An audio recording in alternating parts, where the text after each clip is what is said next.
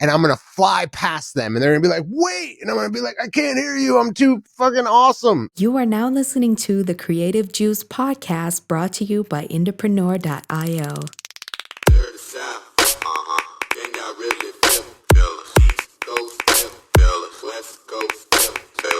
What's up, Indies? Welcome back to Creative Juice. This is the podcast where we cover growing and monetizing a fan base and building a music career with marketing strategies that are working right now based on what we see every single day at our music marketing agency and across our community of thousands of artists and bands. I hope you enjoy and subscribe.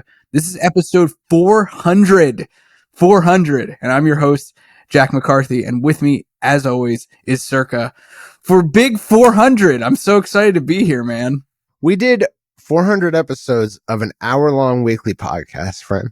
It's pretty crazy. Creative Juice has been going on for a very long time. Last week, I was doing some research into other podcasts, other music industry podcasts, and it brought me way back into the archives of Creative Juice, the episodes that you were recording. And I very much remember listening to those episodes before we knew each other.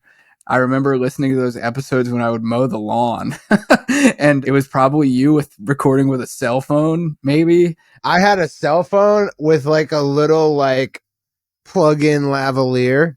Yeah. And I would like walk around outside my apartment and record it. This was before Creative Juice was video as well. It was an audio only podcast originally. Audio only. Yeah. And here we are, man. Almost 10 years later, right? Coming up on 9 years and 400 episodes. It's pretty awesome. I'm super excited and very appreciative to all of y'all who listen, whether you've been here from day one with Cirque and his cell phone lavalier and taking walks while he recorded episodes, to when I got to join him on the show, to today, whether you've been around for a long time or whether you're here now for the very first time. Creative Juice is something that's very close to our hearts. So excited to be here for 400 and can't wait to be here for 400 more. Let's go, dude. Today is going to be a fun episode where we're going to talk about how to get out of a content creation slump or rut.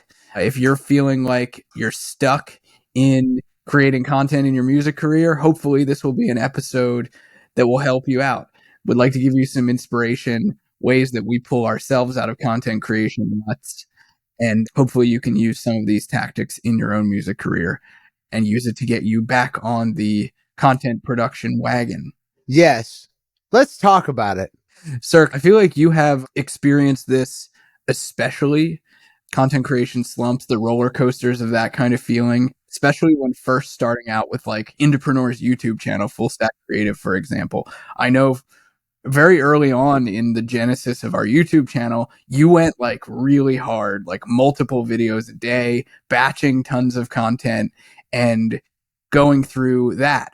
I'd love to know your reflections on, finding yourself with content creators, writer's block maybe, or finding yourself in a slump, and how today you look at pulling yourself out of it. I've certainly got my thoughts, but this episode is totally unscripted. To be real with you guys, Cirque and I didn't really prepare this one all that. Unlike our other episodes, which are usually scripted in advance.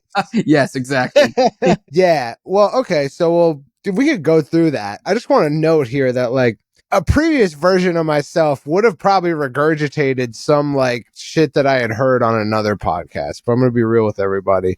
I probably would have said something like, well, first thing is you got to just do it. When you have writer's block, just write anyways, which is what everyone says. There's like conventional wisdom around this topic and variants of it. Yeah. And I don't know that any of that conventional wisdom is actually true, because I've certainly never done any of the conventional wisdom. Like, as nice as it sounds, it's not something I've ever like clearly executed that like uniquely solved my problem. Yeah. I think it's just what people say because it sounds good. Digestible, right? Goes down nice.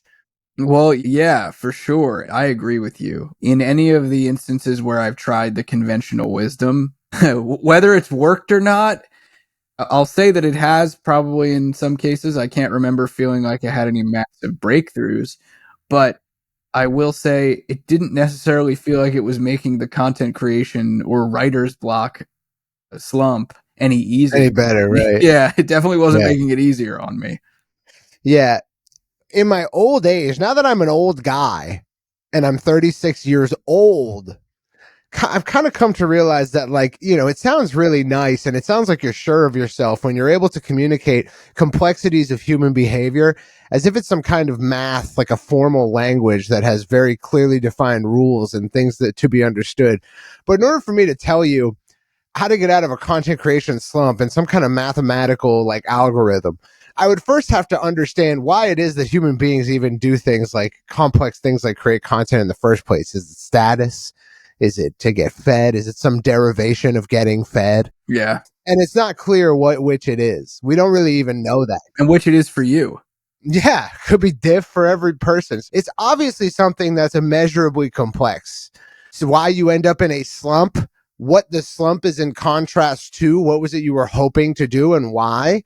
What's your ideal that you're like falling short of when you say you're in a slump? All that's very unclear and probably highly variable from case to case. So actually, as it turns out, there is no way to get out of a slump there, because that would imply that like I can diagnose accurately for like an arbitrary person, like what their problem is, and then tell them how to get out of it. I can, however, give you some coping mechanisms that have helped me in the past. Yeah. And then, you know, hopefully that'll help you. This is just an episode of Cope. That's what we're here to do. One coping mechanism, I think, yeah, this is Cope Central, dude. For episode 400, coping. Welcome to Creative Cope. Yeah, creative cope, dude. We're going to cope creatively. So like one thing that can be super helpful is just what I said at the outset here is that any jackass like myself who tells you that there's some kind of like do if X then Y like algorithm for figuring out creative burnout, asserting creative burnout is even a thing, and then like trying to prescribe to you, here's why you wanted to do it in the first place, either like implicitly or explicitly saying to you, here's why you are doing what you're doing, which they don't know. It could be different for every person. Instead of listening to a person telling you why you're doing this thing, this content thing, or even this creative pursuit, why you are in a slump and how to get out of it that's right for you, just ignore anyone who even comes at you with that character of an argument or something to say, because they're full of shit and they don't know it yet. Like, I'm full of shit, but at least I'm here front and center telling you I'm full of shit, dude. And if I ever said anything declaratively about this topic, ignore that because it's wrong. So if someone comes at you with that, you can get a lot of stress and pressure out of your way by not going on Instagram, not going on TikTok, not going on YouTube, and not paying attention to people who are here to tell you what your problem is and why you haven't solved it already. Yeah, definitely. Actually, I love that we jumped in with that because this episode really isn't to help you diagnose why you're in a creative rut. You know, that's not what we're here to do. I don't know why you're in a creative rut. Half the time, I don't know why I'm in a creative rut. You know? Yeah. I think one thing is like, I think there are some universal truths we can draw out, vague and unhelpful as they may be. But one is like, well, we know that if you're not doing something, it's because you don't want to do it. Yeah. Because if you wanted to do it, you'd be doing it. Okay. And there's variations on this. Like we could argue about back and forth about, well, what's our definition of wanting to do it? Because certainly I want to lose weight, but not yet. Right. Yeah. So not when there's a pizza staring me in the face. Exactly. Not when there's delicious, Sunday, cookies and ice creams. Can't do it. So you could argue, well, you don't want to do it enough. And that's what I mean by wanting to do it. This gets very wishy-washy and hard to really even like form the basis of an opinion or an assertion on. So I'll just say that like, if you were very happy and aligned and it was easy for you to do this thing, chances are you probably would be doing it. So my assumption, if you're telling me you're in a slump, it means that you had a goal and at one point it was easy enough and you were motivated enough to do it. Slump meaning I was doing it before and am not doing it now. So there was a state in which you were aligned, you were motivated, it was reasonably easy, it was reasonably fun. And at least one of those things changed. At least one. It could be your motivation, it could be how easy it is to do. And so it can be helpful to diagnose, well, what's different between now and then? Yeah. And if you can't find anything, it might just be like ran out of the old energy tank that doesn't exist, right? But like we could say like, well, okay, it's indeterminate. We don't know. But if you can find a smoking gun in any of those areas, then you could say, all right, well, the situation has changed. And a key example being when I started that YouTube channel, I started off with, I'm going to do 5 videos a week. That's 1 per weekday, put it out. And then like a month or 2 in, I was like, 5 a week's not working out. It's too much. I'm going to do 3 a week. And I did that. And I said I was going to do this for a year to see how many subscribers I could get in a year of just doing it hardcore. And around a year is when I stopped doing it so regularly. And so you could say that I satisfied the conditions of my ambition.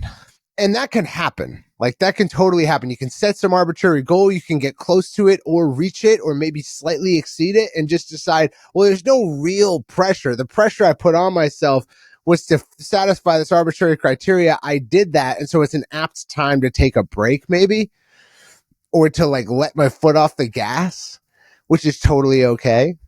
Other life responsibilities can come in, other things can happen, but like that's one, also another place to audit would be like, am I getting close to a goal that I had previously sort of agreed with myself about? Yeah.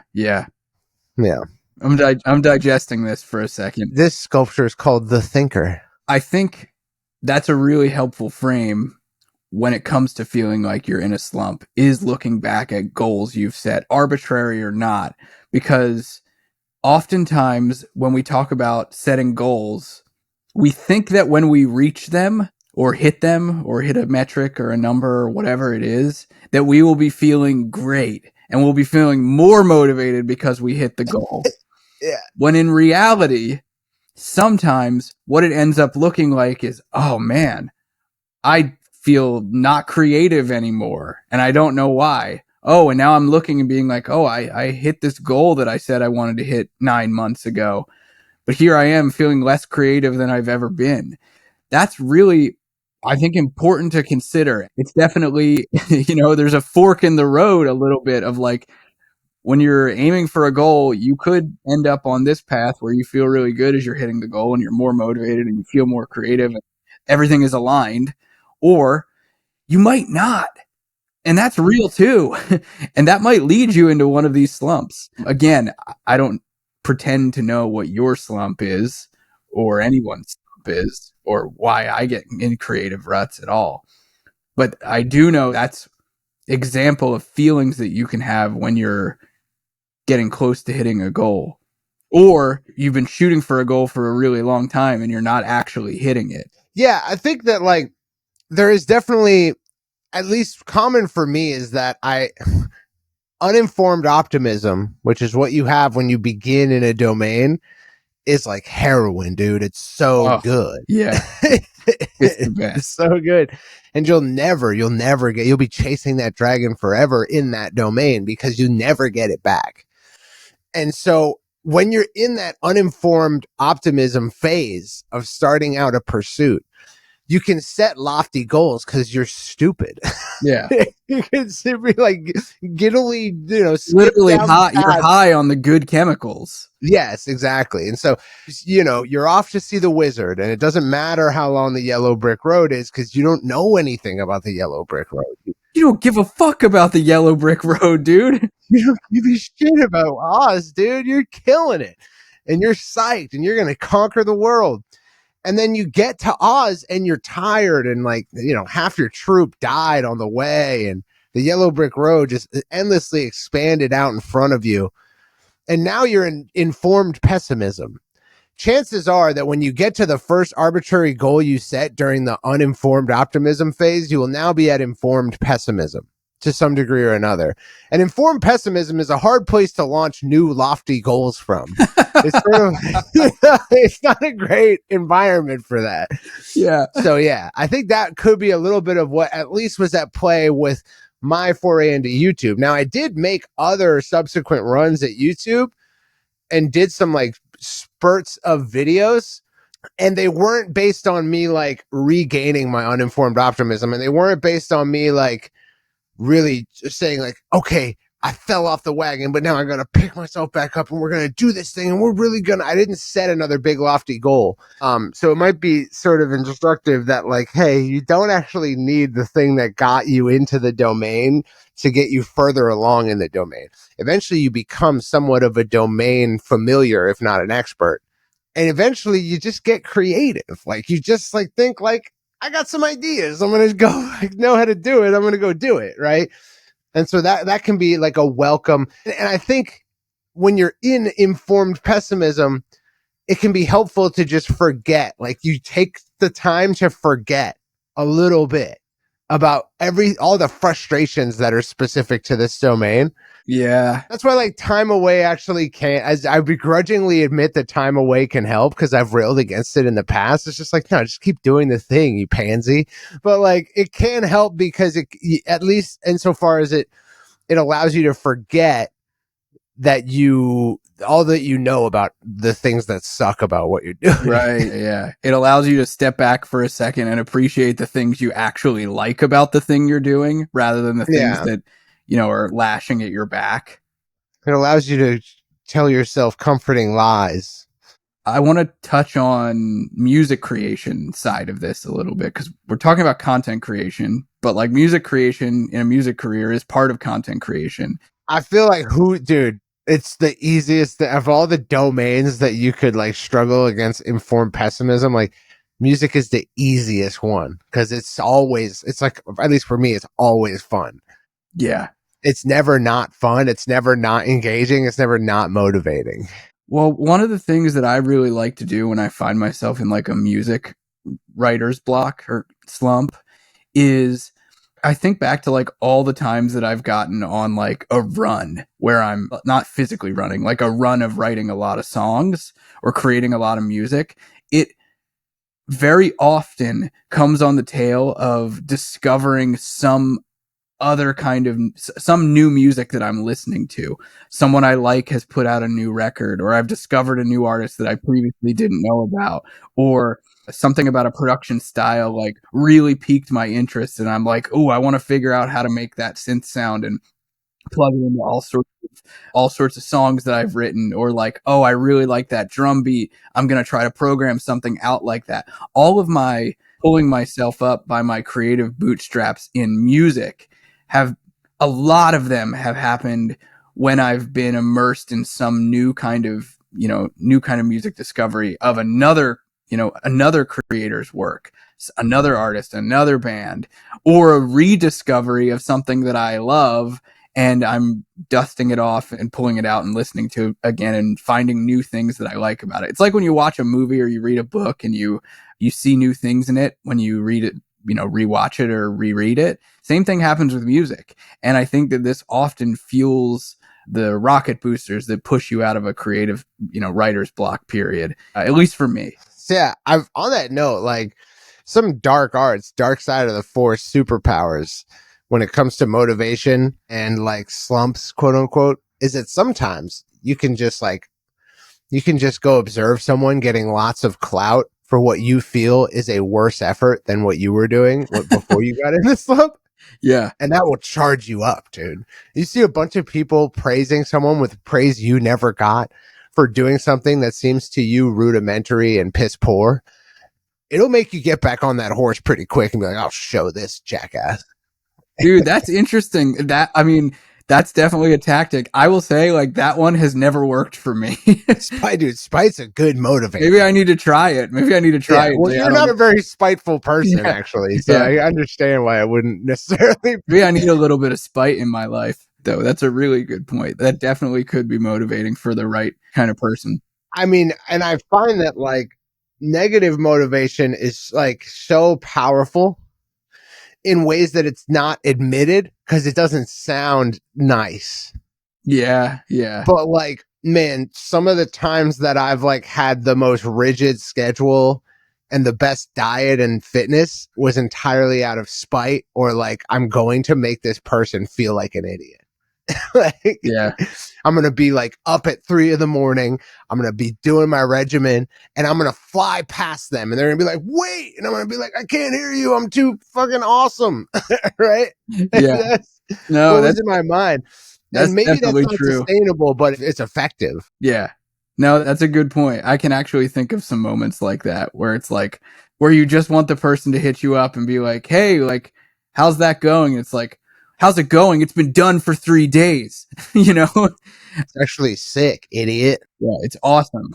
Yeah. How's your life? Yeah, that's very true. That's very true. If you can find ways to fuel that, I think this is a nice interplay between the positive and the negative motivators here. This wasn't in the script.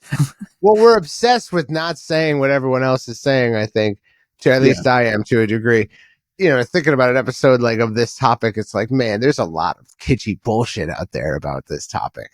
Yeah, it's true. It makes me nauseous. I want to vomit when I hear it. Well, here's actually on that point, like, if you're stuck in making video content for your music, like social media content, a lot of artists get stuck there. Like, they're like, hey, you want to know why you're in a slump with video content? It sucks to make is why. yeah, That's why. yes. It sucks, dude. And it sucks to look at. Like, you probably find yourself scrolling TikTok or scrolling Instagram, and very much like me, seeing other artists doing all the same things and feeling like there's nothing new under the sun. Yeah, you scroll TikTok for like 5 seconds, and you're like, we're in late stage social media. This is the end. It's not very motivating when it comes to actually making your own stuff. So something that has helped me with this, or when I feel the sparks go off in my brain sometimes, especially when it comes to music content, is like, when I find something, much like I mentioned with music, when I find something that like is different, that will like light off, like it'll put off this little sparkler in my head and be like, oh, like I could do something like that. I remember.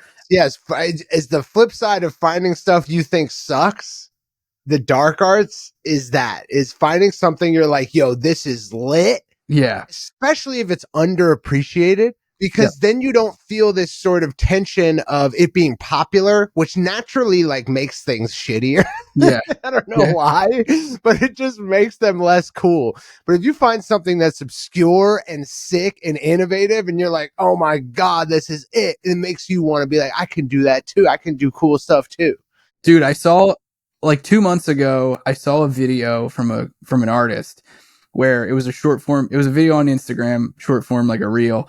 And in it, like it opened with, and why it caught my attention was he was like on a dock at a lake and he rode his bike into the lake. And as soon as he hit the water, it like, you know, did a jump cut to him performing his song. And like, it did something to me when I watched it. I was like, oh, that was fucking cool. Like he rode into the lake. Like it put me back into like 13 years old watching Jackass. It made me feel really cool for a second. And I was like, oh, think about all the cool things you could do with that. Like you could jump into a pool. You could jump into a pool with your guitar. There's so many different things you could do. And these are the kind of moments that I think when you notice them, you need to really notice them, because that will allow you to like jumpstart your creativity again if you're feeling a little stuck. Yeah. Yeah. I think drawing inspirato, as the ancients called it, I think it's super important. And this, you know, this runs the very real risk of being kitschy bullshit, but I think it's two sides, right? It's like you can see someone who's executing a level you feel is lower than you and getting more popularity than you because of it. And that can be a furnace that feeds the fire that propels you back into the fray. But you can also observe someone maybe even getting less popularity than you, executing on a level that you feel is at or higher than you, that you admire. And you can go, this is the love of the game. This is what I want to do. This is why I wanted to do it. It is the virtuous, it is the lawful good side of the coin. Yeah, so totally. I agree with that. Another thing is musically, this is a little aside. This is not general, but musically, lately, I've been taking songs I wrote and either created scratch demos of or never created a production that I was happy with. So I have like voice note demos or I have full demos. Feeding them to Suno in their new V5 model and then just like iterating different prompts. Give me different versions of this. And then listening to the production. And from like 20 versions of a scratch demo that like a song I had wrote but never made, I got all of the production ideas I need. Every single part of producing that song is obvious to me. Oh, this little drum fill here, I'm taking that from this version. I'm going to do this. Oh, I foundation here. The way the drums are, the acoustic guitar layered with the electric, the like raga piano strikes here. That's all going in. And I'm going to borrow this from here and this from here. That kind of stuff. It's super good. Now, I did say that like I don't typically need motivation for music. It's always fun. But if you're out of ideas, not necessarily motivation, I highly recommend leveraging Suno AI. I don't really like Udio. It's never really done anything cool for me, but Suno's sick and always gets sicker. And so that's another way to sort of clear yourself out of like a production oriented music rut. You know, that's actually a really interesting point. As you were saying that, I just thought of something. I've never approached my demos this way, but I kind of want to now, where I've got, I mean, like most, I feel like most songwriters, I have, you know, a graveyard of unfinished songs from decades and decades at this point of writing. And I actually would love to take the approach of, I'm going to take this demo and write as if Bruno Mars was cutting this song, or Madonna was cutting this song, or whatever, and see where it takes me. Kind of in a similar vein to what you were just talking about with Suno there. That's actually an approach that I'm going to try. I'll let you know how it goes. We can report back on the show sometime, but that might give me some resurrections from the pet cemetery of my songs. I would love that. Another thing, if you're creatively stuck or in a rut, something that I like to do is lean into conversations that are happening. Like I go into conversations that are happening online and think about where I can contribute to them. And I'll lead with this before I continue this thought. If you're someone that's like, I hate social media and I don't want to be a part of the conversations, then like this tactic is not for you. That's fine. I just want to make that clear from the start here. But I just shot a piece of content literally right before we started recording this episode about a topic that people are talking about regarding Taylor Swift's new record, specifically what she's selling related to it. And last night I was talking with Kate, my girlfriend, over dinner, and she was like, "Oh, I see a lot of people saying that like she's selling too many variants." And I was like, "I'm making a piece of content about that tomorrow. I'm seeing people talk about that too."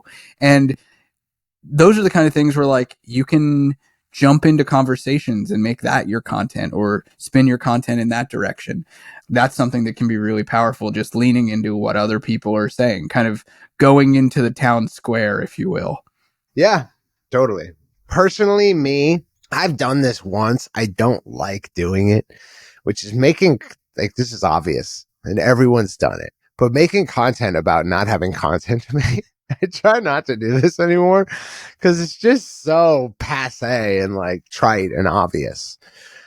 But that is like a break glass in case of emergency. It doesn't buy you much time. You end up feeling like like I kind of did a nothing release and I don't like it. Maybe you're different. I don't know. But that is always like something that people reach for when they're out of ideas. No, I don't really like that either. I've definitely seen plenty of that, you know, like I didn't know what I was going to say today, so I'm going to talk about how I didn't know what I was going to say today and how that's okay. I've seen a lot of that for sure. I mean, this episode is kind of a meta concept a little bit, like, yeah, we did just make content about when you don't know how to make content. Yeah. Damn, we did it. We did the thing I said sucks. So hopefully this was instructive. To be clear, we didn't lead this episode with like, we didn't know what we were going to talk about today, so we're going to talk about helping you do what you need to do when you don't know what you want to say. But when I was coming up with topics and thinking about these last week, this sort of popped into my head because I know it's something that a lot of people struggle with, and I wasn't particularly struggling with that in the moment, but I did need a topic for this week's episode, and I did need to come to Cirque in our meeting today and be like, "Hey dude, here's what we're going to talk about. What do you think about this?" We did the thing. Yeah. So we did the thing. So there are cool ways to do it. You don't have to sound so depressed when you do it.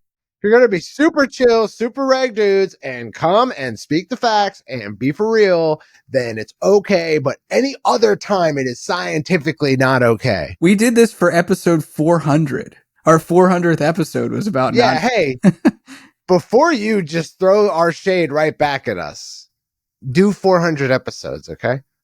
So this is an appeal to seniority, okay? Are we now going down the route of just do it anyway? Yeah. Is this where we're ending the episode? No, don't just do it anyway. Unless you have done that before and you're comfortable with it. Yeah, unless you want to.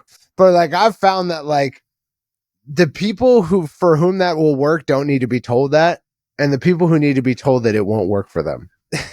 Yeah. That's true. That's a good point. Now that is a little linguistic trick I just did there. It's when you invert the clause and it sounds really intelligent, even though it's kind of basic and obvious. I'll let y'all be the judge.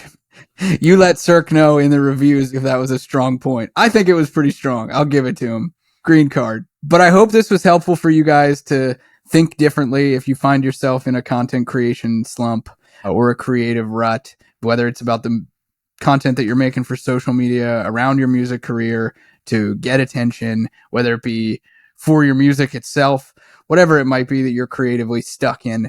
Hopefully these tactics, one, help you, and maybe these mindsets allow you to relax a little bit and ease off yourself. And hey, it's a sprint, not a marathon. Wait, no, that's not it. Hopefully this helps you guys out. Thanks for sticking with us for 400 episodes of Creative Juice. Psyched for 400 more. We'll see you guys next time. Peace out.